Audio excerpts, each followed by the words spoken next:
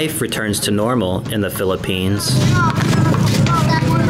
street ball in Tacloban, Leyte breaks up repetitive reconstruction efforts from Typhoon Haiyan.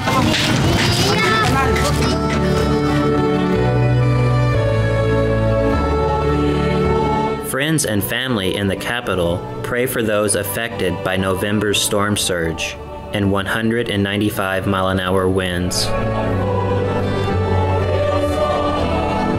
When I heard the bishops talk about their experience, and I especially remember what Cardinal Tagle said about the resiliency of the people, he said very clearly, remember, he said, we are not victims.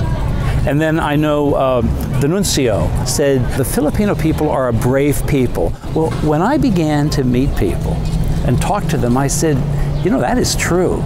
We are not so much coming to rescue anybody, we're coming to be joined to a work that really is of the local church.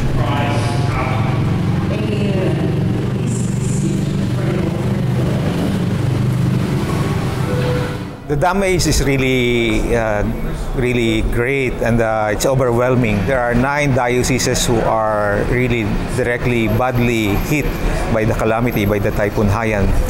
We appreciate very much Caritas Confederation all over the world coming to the Philippines to render services through this humanitarian aid. As immediately people need food. Immediately people need water. CRS is very different than other humanitarian organizations, so we go in with this perspective of the local church partner. We bring in a lot of technical capacity and a lot of experience, but they're the key to having a successful response and recovery effort.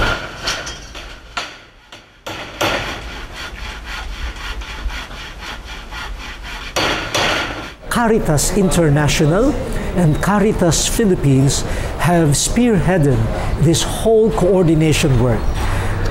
The different dioceses and their social action centers or local Caritas offices were asked to work together and to make Caritas Philippines the clearinghouse of all the efforts.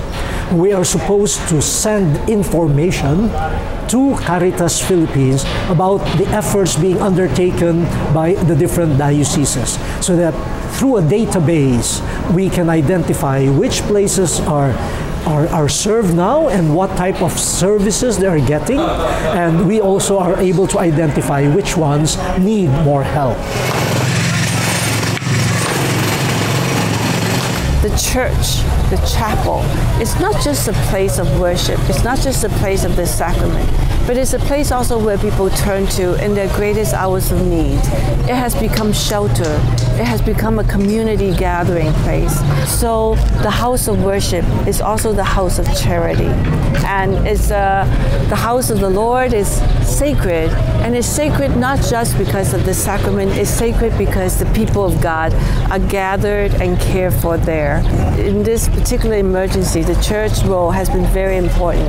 Now it was the time of the wet harvest, when the plague broke out among the people. Because the church is such an important part of the society here, I think we need to find ways through the conference to come to the aid of the local church, the local bishops, who are stretched beyond capacity. A terrible disaster has been visited upon the Philippines, but the faith of the people here has been extraordinary.